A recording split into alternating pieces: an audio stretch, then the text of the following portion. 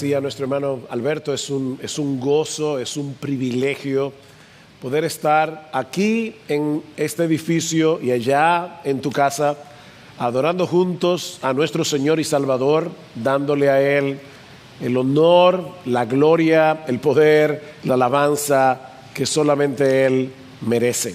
Vamos a leer Romanos capítulo 8, los versículos 28 al 30. Es un pasaje muy conocido de las Escrituras y yo les ruego a Dios que tú lo escuches hoy como si fuera la primera vez. Y sabemos que para los que aman a Dios, todas las cosas cooperan para bien, esto es, para los que son llamados conforme a su propósito.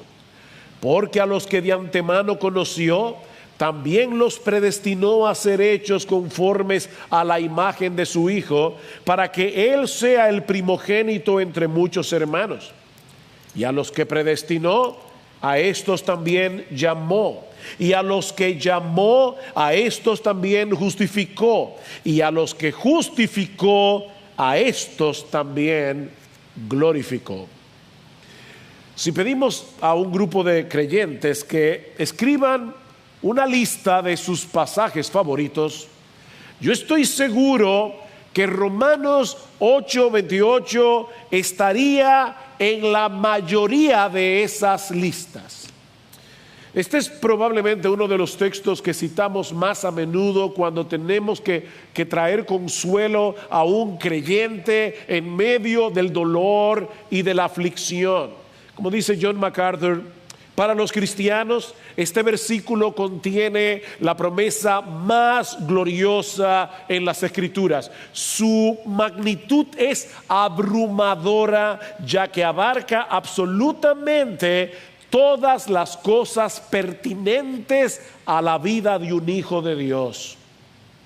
Ahora bien, Romanos 8:28 no cayó del cielo en una hoja de papel, no fue una tarjeta que el Señor nos envió con una promesa para aquellos que están afligidos. No, este texto posee un contexto del que depende su interpretación.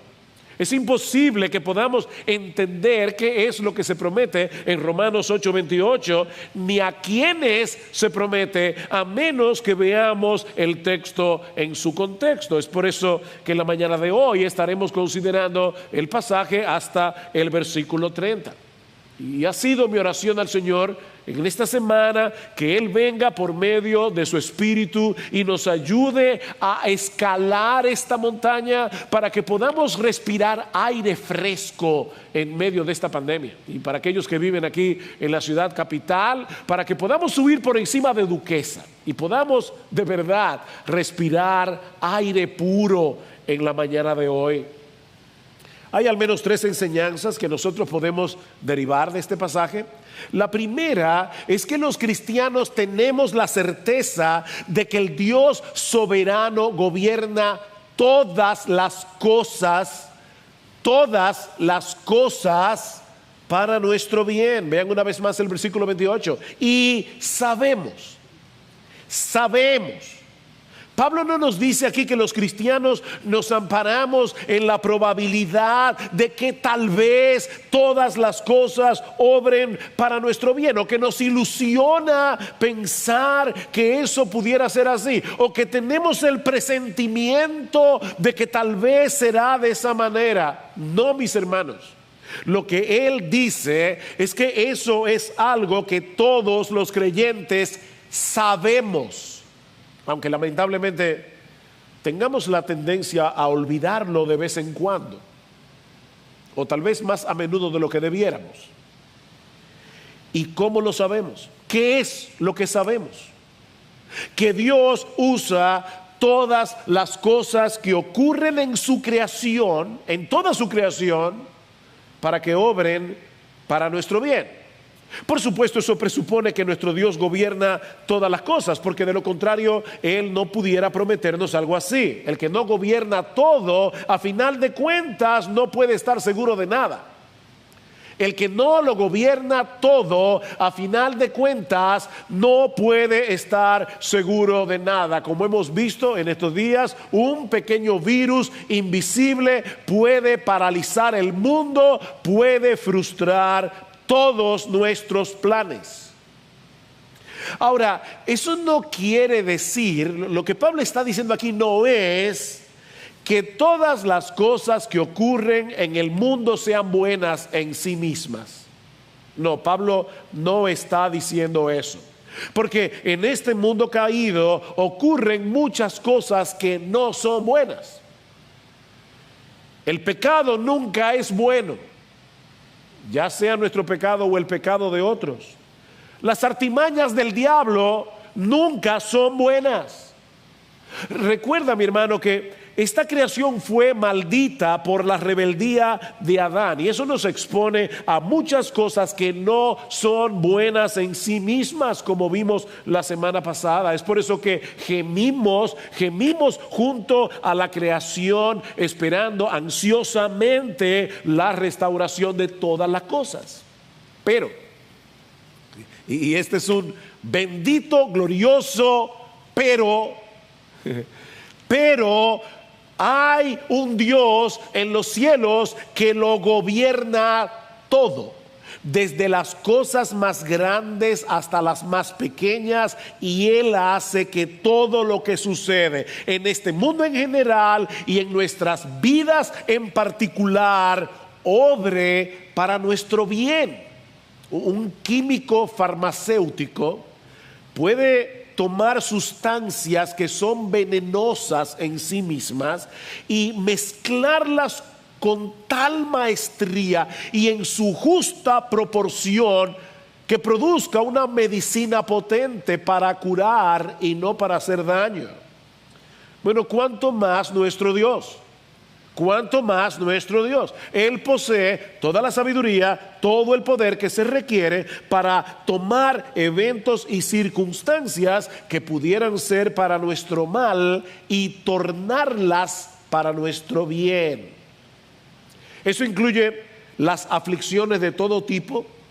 Vimos la semana pasada, Romanos 8:17, dice que los que padecen con Cristo serán glorificados con Él, y que las aflicciones del tiempo presente no son comparables con la gloria venidera que en nosotros ha de manifestarse. Eso incluye todo aquello que nos hace gemir, como vimos en el versículo 23. Eso incluye nuestros fracasos, eso incluye nuestras frustraciones.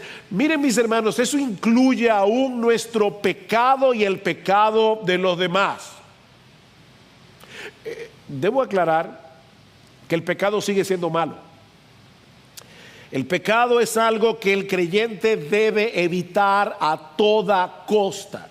Yo no estoy promoviendo aquí que tomemos a la ligera el pecado. Pero, mis hermanos, si el pecado estuviera fuera del control soberano de Dios, es imposible que se cumpla la promesa de Romanos 8:28. Miren, si Dios solo gobernara y controlara las cosas que se hacen bien en este mundo, entonces debemos llegar a la conclusión de que Él prácticamente no controla nada, porque en este mundo hay muchas cosas que se hacen mal, muy mal. Ayer hablaba con un grupo de hermanos en otro país y hablaban de cómo la corrupción seguía rampante. Es increíble que en un tiempo de pandemia las autoridades todavía estén pensando en ellas mismas. El pecado sigue siendo pecado y Dios no es autor de pecado, pero el pecado no está fuera de su control soberano. Mis hermanos, todas las cosas en Romanos 8:28 significa exactamente eso: todas las cosas. Todas las cosas. No hay absolutamente nada que esta promesa no abarque. Pensemos por un momento en la historia de José en Egipto. Sus hermanos lo vendieron por envidia. Eso fue pecaminoso. La esposa de Potifar se enamoró de él, más pecaminoso. Luego lo acusó falsamente de haberla intentado violar, mucho más pecaminoso. Y José termina en la cárcel por varios años. Pero ¿qué les dice José a sus hermanos al final de la historia? Génesis capítulo 50, versículo 20. Vosotros pensasteis mal contra mí, mas Dios lo encaminó a bien. ¿Ven ustedes aquí Romanos 8, 28 en operación? Ustedes pensaron mal contra mí. El pecado de los hermanos de José fue pecaminoso. Los hermanos de José fueron responsables de su maldad. Pero sin saberlo, ellos estaban cumpliendo el perfecto plan de Dios. Si esto es un misterio, no trate de desentrañarlo, pero es lo que la Biblia nos revela. El ejemplo más extraordinario de esto es el de nuestro Señor Jesucristo. La condena y ejecución de nuestro Señor es el pecado más horrendo que alguna vez se haya cometido en toda la historia humana. Pero ahora escuchen la perspectiva que los creyentes del primer siglo tenían de este evento. Hechos capítulo 4, versículo 27. Ellos están orando al Señor y dicen: porque verdaderamente se unieron en esta ciudad contra tu santo Hijo Jesús, a quien ungiste Herodes y Poncio Pilato con los gentiles y el pueblo de Israel. Todos ellos fueron culpables de su pecado. Pero ahora escuchen, todos ellos se unieron para hacer cuanto tu mano y tu consejo habían antes determinado que sucediera. Miren, mis hermanos, nosotros debemos aprender a aplicar en nuestras vidas la lógica de la fe. ¿Cómo debe pensar un creyente? Pues un creyente debe pensar de esta manera: si Dios es soberano y todopoderoso y lleno de sabiduría, y nos ama con un amor eterno e inmutable al punto de haber entregado a su propio Hijo para salvarnos, debemos creer que todo lo que Él decreta para nuestras vidas es para nuestro bien, aunque no podamos entenderlo de este lado de la eternidad. Romanos 8:32, que vamos a estudiar, si el Señor lo permite, la semana que viene. El que no eximió ni a su propio Hijo, sino que lo entregó por todos nosotros, ¿cómo no nos concederá también con Él todas las cosas? Él entregó a su Hijo. ¿Cómo no nos entregará con Él todas las cosas? Dice John Newton, el autor del famoso himno Sublime Gracia: todo lo que Dios envía es necesario. Nada de lo que Él retiene es necesario. Por si acaso en este momento sonó el celular y tu hijo te pidió agua en casa, déjame repetirte eso otra vez. Todo lo que Dios envía a nuestras vidas es necesario. Nada de lo que Él retiene es necesario. Ahora, es importante señalar que esta promesa, esta fantástica promesa, no es para todo el mundo. Esta promesa no es para todo el mundo. Vean el texto una vez más. Y sabemos que para los que aman a Dios, todas las cosas cooperan para bien. Esta es la única vez que Pablo usa esta expresión en su carta a los romanos para referirse a los creyentes. En Romanos, Pablo habla abundantemente acerca del amor de Dios por nosotros. Pero esta es la primera y única vez que Pablo define a un creyente como aquel que ama a Dios. Los verdaderos creyentes se distinguen porque aman a Dios. Lo aman por quien Él es y lo aman por lo que Él ha hecho, hace y hará a nuestro favor. Mis hermanos, ¿cómo no vamos a amar a un Dios como nuestro Dios? En la regeneración, el Espíritu Santo abrió nuestros ojos. ¿Para qué? Para que nosotros veamos la verdadera belleza, la gloria, el verdadero valor del carácter y los atributos de Dios. Él es un Dios lleno de gloria, de bondad, de poder, de paciencia. Él es digno de ser amado con todo nuestro corazón, con toda nuestra alma, con toda nuestra mente y con todas nuestras fuerzas. Así que los creyentes, aquellos en quienes ha obrado el Espíritu Santo, aman a Dios. Lo aman no primariamente por lo que Él nos da, sino por lo que Él es. Ahora bien, los creyentes también aman a Dios por lo que Él ha hecho por nosotros en Cristo. Tú y yo ahora sabemos, lo sabemos, si somos creyentes, que estábamos condenados al infierno por causa de nuestros pecados. Pero Él nos escogió desde antes de la fundación del mundo, cuando estábamos en nuestra miseria, y decidió rescatarnos al precio de la vida de su Hijo para hacernos sus hijos y sus herederos. ¿Tú quieres algo más grande que eso? Dice Martin Lloyd-Jones: qué viaje tan asombroso el del creyente, de nuestras cenizas al trono. Qué viaje tan asombroso, de nuestras cenizas al trono. Por supuesto que los creyentes aman a Dios. De hecho, el bien que se promete en Romanos 8:28 no tiene ningún sentido para aquellos que no aman a Dios, como veremos en un momento. Ahora, Pablo nos dice también que esta promesa es para todos aquellos que conforme a su propósito fueron llamados. Lo ves en el versículo 28, y sabemos que para los que aman a Dios todas las cosas cooperan para bien. Esto es, noten, esto es para los que son llamados conforme a su propósito. Y hermanos, gracias a Dios que esto fue incluido aquí. Gracias a Dios. Porque todos los cristianos sabemos que no amamos a Dios como debiéramos amarlo.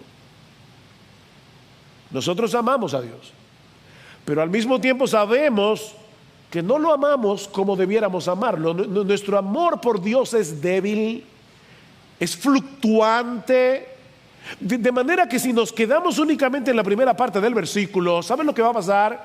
Que el diablo va a venir a nuestra mente y va a ponernos a dudar de que esta promesa sea para nosotros. Y miren, yo estoy casi seguro que muchos de los creyentes que están viendo este mensaje en este momento han pasado por esa experiencia. Leen Romanos 8:28 y ahí viene el diablo. Tú no tienes derecho a apropiarte de esa promesa, porque esa promesa es para los que aman a Dios. Y tú sabes muy bien que tú no lo amas como debieras amarlo. Bueno, mi hermano, ese es en esos momentos cuando nosotros tenemos que decirle a nuestras almas: sí, es verdad, yo no amo a Dios, lamentablemente yo no amo a Dios como yo debería amar a Dios, pero Él me llamó con un propósito. Él me atrajo con cuerdas de amor a la cruz del Calvario. Y yo lo sé porque yo vine a Cristo en arrepentimiento y fe. Y a causa de ese propósito y de su llamamiento, ahora yo amo a Dios y confío que Él cumplirá lo que se ha propuesto hacer conmigo. Mis hermanos, nosotros amamos a Dios porque Él obró en nosotros conforme al propósito que tenía de salvarnos. En otras palabras, su propósito y su llamamiento son las raíces de nuestro amor por Él. Su propósito y su llamamiento son las raíces de nuestro amor por Él. Y la razón última por la que Romanos 8:28 se va a cumplir en nuestras vidas. ¿Qué dice Juan en su carta? Primera de Juan 4. En esto consiste el amor. No en que nosotros hayamos amado a Dios, sino en que Él nos amó a nosotros y envió a su Hijo en propiciación por nuestros pecados. Y más adelante, versículo 19, dice: nosotros le amamos a Él porque Él nos amó primero. Así que, una vez más, ¿cómo funciona la lógica de la fe? Bueno, de esta manera: como Dios me llamó con un propósito en mente, yo puedo confiar en que todas las cosas que ocurran en mi vida serán para mi bien, porque en última instancia esa promesa no depende de mi amor, sino del propósito de Dios. Mi amor puede ser fluctuante, pero el propósito de Dios es invariable y eterno. Esa es la lógica de la fe. Sí, esta promesa es para los que aman a Dios, pero nosotros amamos a Dios porque Él nos llamó conforme a un propósito. Dios nos llamó conforme a un plan, y ese plan se cumplirá no solo a pesar de las cosas que ocurran en nuestras vidas, sino por medio de esas mismas cosas que, de ser posible, las evitaríamos a toda costa. ¿Y cuál es ese propósito? ¿Qué era lo que Dios tenía en mente al escogernos para salvación? Bueno, eso nos lleva a la segunda enseñanza de nuestro texto. Y es que el propósito eterno de Dios es hacernos semejantes a su Hijo. Ese es el propósito. Ese es el bien de Romanos 8:28, versículo 29. Porque, aquí está la explicación: a los que de antemano conoció, también los predestinó a ser hechos conformes a la imagen de su Hijo, para que Él sea el primogénito entre muchos hermanos. Ese es el bien, ser como Jesús. Dios usa todas las cosas que ocurren para lograr ese propósito en los creyentes, porque Él nos predestinó a ser hechos conformes a la imagen de su Hijo. Por eso decíamos hace un momento que el bien del que se habla en Romanos 8:28 no tiene ningún sentido para aquellos que no aman a Dios. ¿Cómo puede una persona que no ama a Dios sentirse entusiasmado con la idea de ser hecho como Jesús? Eso solo tiene sentido para alguien que ha sido regenerado por el poder del Espíritu Santo y por esa razón ama a Dios. Ahora bien, ¿a qué se refiere Pablo cuando dice en el versículo 29 que Dios predestinó a los que conoció de antemano? Dios predestinó a los que conoció de antemano. ¿Está diciendo Pablo que Dios sabía de antemano quiénes iban a creer, quiénes iban a responder positivamente a la invitación del Evangelio y que a esos los predestinó? Bueno, lamentablemente, así es como muchos interpretan este versículo y muchos otros del Nuevo Testamento que hablan de la elección divina. Por ejemplo, en 1 de Pedro capítulo 1 versículo 2 dice que nosotros fuimos elegidos según la presciencia de Dios Padre. Fuimos elegidos según la presciencia de Dios Padre. Ahora miren cómo algunas personas leen este texto. Como Dios lo sabe todo, Él sabía quiénes iban a aceptar el llamado del Evangelio y a esos eligió. Pero si esto es así, debemos llegar a la conclusión de que en última instancia la salvación está en las manos del hombre y no en las manos de Dios. Así que no es Dios el que elige, sino el hombre. Pero mis hermanos, esta es una interpretación incorrecta de la frase conocer de antemano o la palabra presciencia. Y miren, yo sé que que muchas personas tienen un fuerte prejuicio contra esta doctrina bíblica y se están perdiendo de una gran bendición. Yo te ruego que tú escuches el resto de este sermón con un espíritu bereano. Examina las Escrituras. Examina las Escrituras. ¿Qué es lo que significa en la Biblia conocer de antemano? Bueno, esta frase se usa, cuando se usa en ese sentido, como sinónimo de amor selectivo. Conocer de antemano es un amor selectivo. No es que Dios conoce lo que tú vas a hacer, es que te conoce a ti. Cuando tú dices, fulano me conoce, es que hay una relación entre nosotros. Por ejemplo, en Éxodo capítulo 33, versículo 17, Dios le dice a Moisés, también haré esto que has dicho, algo que Moisés le había pedido en oración. Por cuanto has hallado gracia en mis ojos y te he conocido por tu nombre. Ahora, Dios conoce el nombre de todos los seres humanos que han vivido, viven y vivirán en toda la historia humana, porque Él es omnisciente.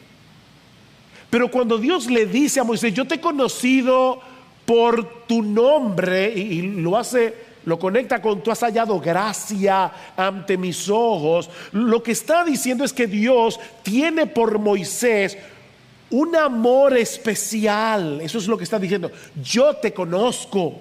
Lo mismo vemos en Amós capítulo 3 versículo 2, cuando Dios le dice a su pueblo del antiguo pacto, a vosotros solamente he conocido de todas las familias de la tierra. Mis hermanos, Dios conoce a todas las familias del mundo, pero no en el mismo sentido en que Él conoce a los que son suyos. Escuchen cómo Jesucristo, el Señor Jesucristo, usa esta terminología en Juan capítulo 10, versículo 14. Y mis hermanos, este texto es extremadamente importante para interpretar Romanos 8:29. Yo soy el buen pastor y conozco mis ovejas y las mías me conocen, así como el Padre me conoce y yo conozco al Padre. ¿Ven el punto? El Padre y el Hijo se conocen. ¿Qué significa eso? Que se conocen en el sentido de que se aman con un amor muy particular. Bueno, es en ese mismo sentido que el buen pastor conoce a sus ovejas. Cristo no conoce a todo el mundo como sí conoce a los que son suyos. ¿Recuerdan Mateo 7:23? Apartaos de mí, hacedores de maldad, yo nunca os conocí. Yo nunca os conocí. Un poco más adelante, en ese mismo pasaje de Juan capítulo 10, el Señor se dirige a los judíos incrédulos y les dice, vosotros no creéis porque no sois de mis ovejas. Vosotros no creéis porque no sois de mis ovejas.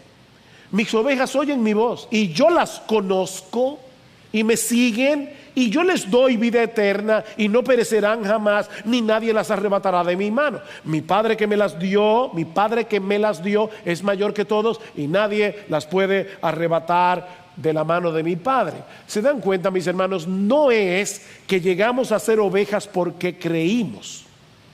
No, lo que Jesús está diciendo aquí es que nosotros creímos porque somos sus ovejas. Ustedes no creen porque no sois de mis ovejas. Nosotros creímos porque el Padre nos escogió, mi Padre que me las dio. Nosotros creímos porque el Padre nos escogió para que llegáramos a ser de sus ovejas. Eso es lo que Cristo está diciendo aquí. Dios nos conoció en la eternidad. Mi hermano, Dios te conoce. Tú eres creyente, Dios te conoce. Por una razón desconocida para nosotros, Él decidió amarnos con un amor eterno e inalterable. Yo tendré misericordia del que yo tenga misericordia, yo me compadeceré del que yo me compadezca, va a decir Pablo en Romanos capítulo 9. Y eso es precisamente lo que Pedro nos dice en el texto que citamos hace un momento, primera de Pedro, capítulo 1, versículo 2. Escuchen: fuimos elegidos según la presciencia de Dios Padre en santificación del Espíritu, para obedecer y ser rociados con la sangre de Jesucristo. Para obedecer. No fuimos elegidos porque íbamos a obedecer, porque Dios sabía de antemano que íbamos a creer. No, lo que Pedro está diciendo es que fuimos elegidos, que nosotros obedecimos porque Dios nos eligió para que obedeciéramos. Algunos dicen que esta doctrina hace a Dios injusto. Eso no es justo. Bueno, esa es la argumentación que Pablo va a tener que rebatir en Romanos 9. Así que si tú piensas eso, estás en contra del apóstol Pablo, que dice en Romanos 9, ¿tú crees que Dios es injusto porque Él eligió? No, aquí no hay injusticia, porque ningún pecador merece ser salvado. De hecho, todo pecador merece seguir siendo condenado. De manera que si Dios hubiera decidido no salvar a nadie, ¿sabes qué? Como quiera seguiría siendo un Dios justo, porque eso es lo justo. Sin embargo, Él en su misericordia y en su compasión, de su propia voluntad, Él decidió salvar a millones. A final de cuentas, los pecadores no se van a condenar porque no fueron elegidos. Los pecadores se van a condenar porque en su pecado no quisieron venir a Cristo en arrepentimiento y fe. Ustedes no quieren venir a mí, no quieren, nadie quiere. Tú y yo tampoco queríamos, pero Dios obró en nosotros el querer como el hacer por su buena voluntad. Y déjame decirte algo, mi amigo. Si tú estás escuchando este mensaje y tú no eres creyente, nadie necesita saber que fue elegido para responder a la invitación del Evangelio. Lo único que tú necesitas saber es que tú eres pecador, que hay salvación en Cristo y que si vienes a Él en arrepentimiento y fe serás salvo. Eso es lo único que tú necesitas saber. Otros dicen que esta doctrina anula la necesidad del evangelismo, y yo creo que esa es una de las razones por la que algunos en su prejuicio no quieren saber de esta doctrina. Pero si esto es así, ¿para qué predicar? No, mi hermano, el mismo Dios que eligió a los pecadores también eligió el medio a través del cual esos pecadores serán salvados. Y ese medio no es otro que la predicación del Evangelio. Por eso es que Pablo dice en 2 Timoteo capítulo 2 versículo 10, yo todo lo soporto, óigame, yo todo lo soporto por amor a los escogidos, para que ellos también obtengan la salvación que es en Cristo Jesús. Pablo, pero si son escogidos, ¿para qué te molestas tanto? ¿Para qué coge tanta lucha? Porque ellos no se van a salvar si no es a través de la predicación del Evangelio. También se argumenta contra esta doctrina que anula la libertad y la responsabilidad humana. Pero ¿sabes qué? Lo cierto es que el hombre incrédulo es un esclavo del pecado, dice la Escritura. Es todo lo contrario. Lo que hace Dios al regenerarnos es concedernos libertad para que por primera vez en la vida podamos escoger lo que es bueno. El mismo Cristo dice en Juan capítulo 8 versículo 36 que solo aquel a quien el Hijo libertare será verdaderamente libre. De hecho, podemos decir que es en el momento en que venimos a Cristo en arrepentimiento y fe, al ser llamados eficazmente por medio del Evangelio, es en ese momento que actuamos como seres libres por primera vez en toda nuestra vida. Por primera vez. Así que el hombre es responsable de creer y arrepentirse. Tenemos que responder al llamado del Evangelio. Pero debido a que estamos muertos en nuestros delitos y pecados, Dios tiene que obrar en nosotros el querer como el hacer por su buena voluntad, para que podamos actuar correctamente en nuestra responsabilidad. Hay una historia bíblica en el segundo libro de Crónicas que ilustra perfectamente esta verdad bíblica. En segunda de Crónicas, lo puedes leer en tu casa luego, capítulo 30, versículos 1 al 12. Pero yo voy a leerte solamente una parte de este pasaje. Resulta que el rey Ezequías se da cuenta que el pueblo de Israel tenía años, cientos de años, que no había celebrado la Pascua. Así que Ezequías manda mensajeros invitando a todo Israel a que venga a Jerusalén para celebrar la fiesta de la Pascua. Y hay muchos sí condicionales en este pasaje. Noten lo que dice en el versículo 7, creo, o 9. Dice: porque si os volviereis a Jehová, si os volviereis, vuestros hermanos y vuestros hijos hallarán misericordia delante de los que los tienen cautivos y volverán a esta tierra, porque Jehová vuestro Dios es clemente y misericordioso, no apartará de vosotros su rostro si vosotros os volviereis a él. ¿Y qué pasó? Lo dice en el versículo 10. Pasaron pues los correos, segunda de Crónicas 30, pasaron pues los correos de ciudad en ciudad por la tierra de Efraín y de Manasés hasta Zabulón. Estoy leyendo de la Biblia Reina Valera. Mas se reían y burlaban de ellos. Con todo eso, algunos hombres de Aser, de Manasés y de Zabulón se humillaron y vinieron a Jerusalén. Qué bien, había una condición: si ustedes se vuelven, Dios tendrá misericordia. Algunos se burlaron, otros se volvieron. Y ahora noten lo que dice el versículo 12. En Judá también estuvo la mano de Dios para darles un solo corazón, para cumplir el mensaje del rey y de los príncipes conforme a la palabra de Jehová.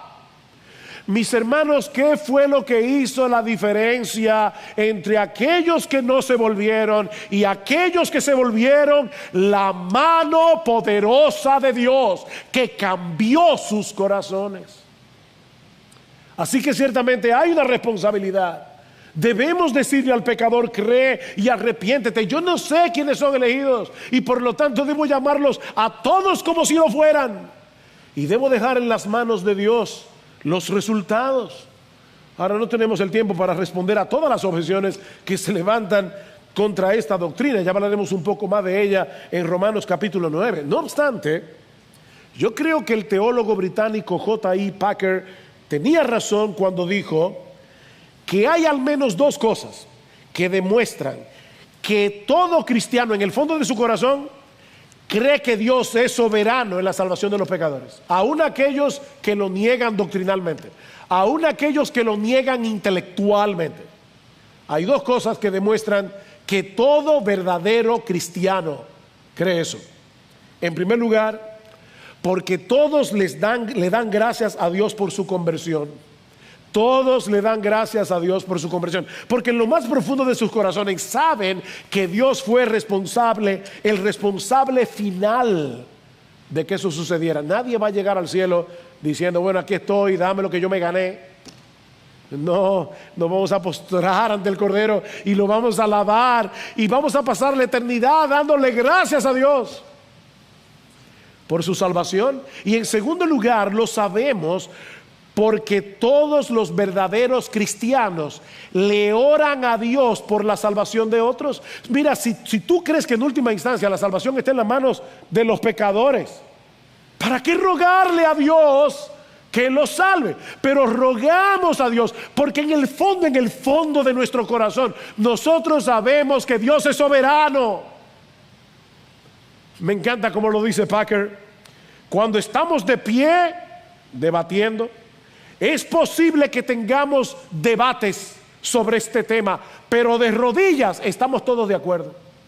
De rodillas estamos todos de acuerdo. Por eso decía Spurgeon que todo verdadero cristiano cree en esta doctrina cuando está sobre sus rodillas.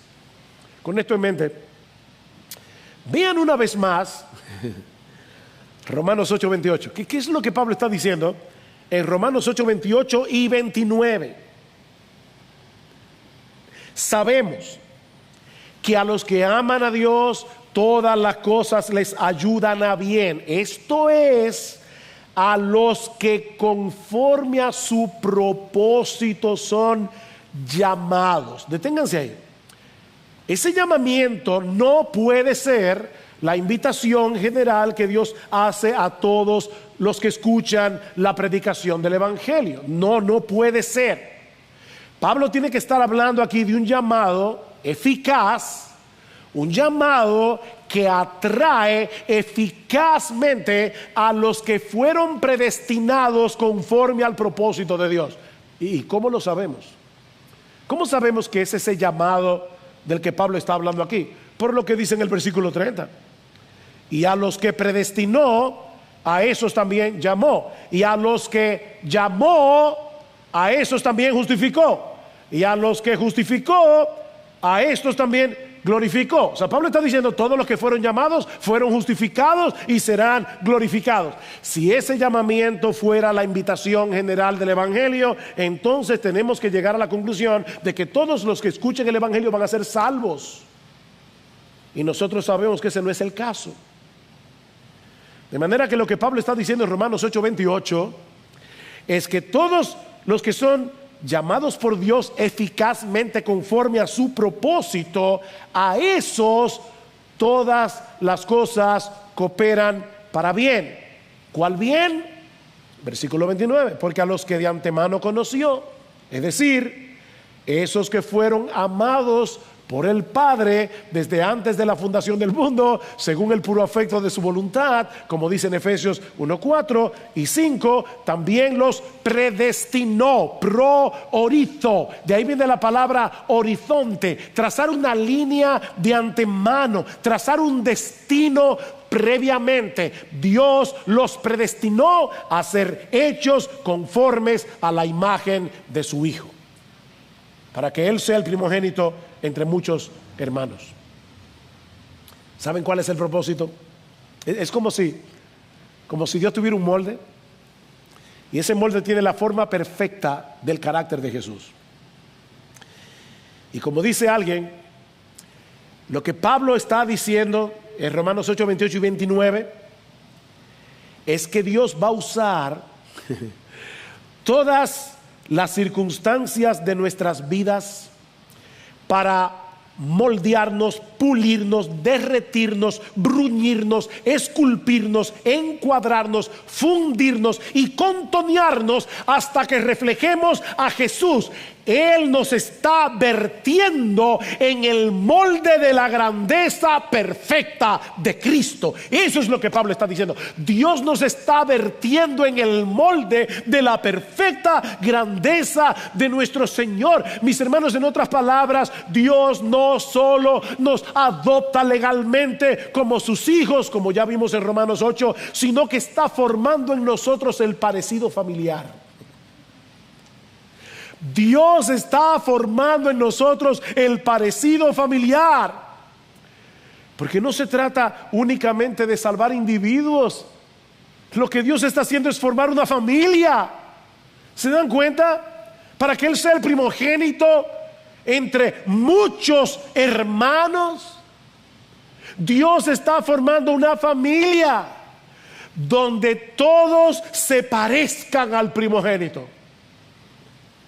Dice Martin Lloyd-Jones, cuando estemos en la gloria, seremos como Él, sin pecados, sin imperfecciones, santos, rectos, perfectos, sin mancha, radiantes igual que Él. No se nos ha destinado a ser dioses, sino a que llevemos una semejanza notable con el primogénito respecto a su naturaleza humana glorificada. Seremos como Él en pensamientos, en actitudes, en reacciones, en motivos. Es por eso, mis hermanos, que el entendimiento correcto de esta doctrina debe movernos a perseguir la santidad. Esto no puede llevarnos a tomar con ligereza nuestra obediencia. Dios, bueno, yo soy salvo. Mira, si tú piensas así, tú no eres cristiano y vas camino al infierno, porque Dios nos predestinó a ser hechos conformes a la imagen de su Hijo. Ningún verdadero cristiano puede tomar con ligereza el pecado. Hay una lucha en nuestro corazón. Mira, mi hermano, si creemos que el propósito eterno de Dios al salvarnos era hacernos como Jesús, ¿cómo vamos a tener en poco la lucha contra ese pecado que nos hace tan diferentes a Él? Hay una lucha. Hay una lucha, porque el pecado todavía nos atrae, porque nos seduce, pero al mismo tiempo no queremos. Pablo dice en Efesios capítulo 1 versículo 4 que Dios nos escogió en Cristo desde antes de la fundación del mundo. ¿Para qué? Para que fuésemos santos y sin mancha delante de Él. Y aunque eso será una realidad en su máxima expresión cuando estemos en su presencia, mis hermanos, eso es algo que ya Dios está haciendo aquí y ahora. ¿Qué dice Pablo en 2 Corintios capítulo 3 versículo 18? Que contemplando nosotros todos como en un espejo la gloria del Señor, somos transformados de gloria en gloria en la misma imagen como por el Espíritu del Señor. Dios nos está formando ahora. Y como Dios es Dios, nada ni nadie puede impedir que Él haga lo que se ha propuesto. Y eso nos lleva a nuestro tercer y último encabezado, que veremos mucho más brevemente. Y es el hecho de que ese propósito se cumplirá sin lugar a dudas para la gloria de Dios en su Hijo. Para la gloria de Dios en su Hijo. Versículo 30. Y a los que predestinó, a esos también llamó. Y a los que llamó, a esos también justificó. Y a los que justificó, a esos también glorificó. Este versículo ha sido conocido como la cadena de oro de la salvación. Una cadena cuyo primer y último eslabón se pierden en la eternidad pasada y en la eternidad futura. Una cadena de la cual solo Dios es responsable. Hay varios verbos aquí y Dios es el sujeto de todos. Por eso alguien decía que nuestras huellas digitales no aparecen en ninguno de los eslabones de esa cadena. Nuestras huellas digitales no están ahí.